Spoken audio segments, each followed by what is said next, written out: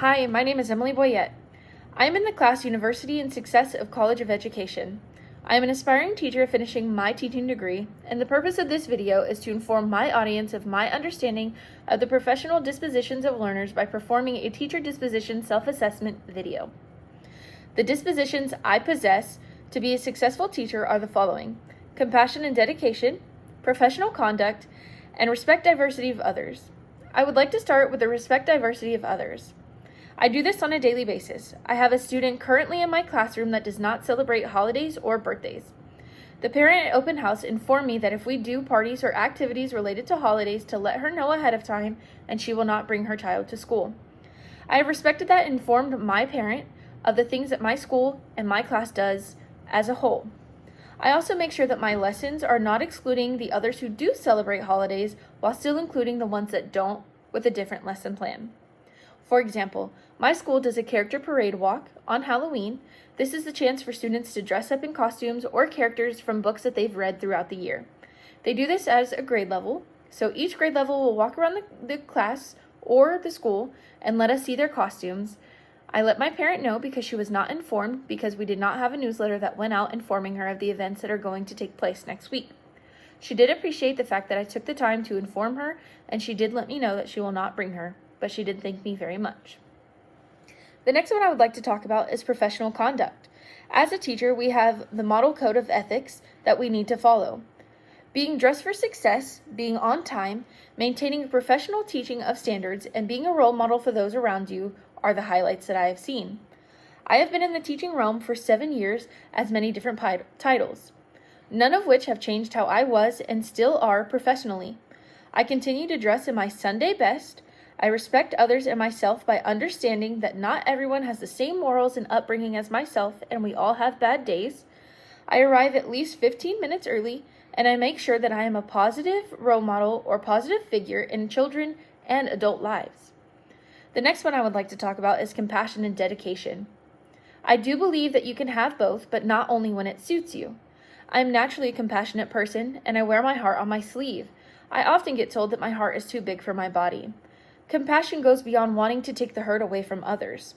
It is the chance to get to know them from within. Compassion is also different in a classroom setting.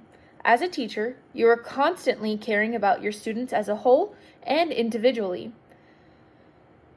Each heart is different. This comes with many challenges, many emotions, and different hearts. This is not just an academic learning. This is also going the extra mile and becoming the student's safe place or place of comfort and support. We do not know what goes on at home for each of our children, and we need to make sure that they feel valued and safe. We do this by listening, having empathy along with compassion, and talking to them in a way that they feel trusted enough to share these things with us. That is compassion.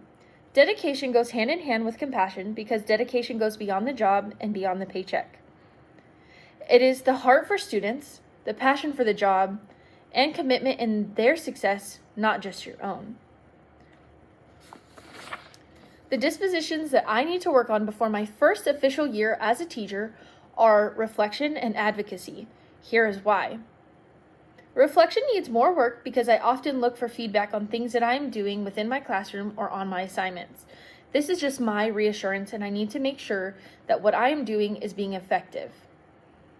I would like someone to observe my classroom for a week or two and see that what I'm doing is effective, how something can be more effective, or possibly something being too much.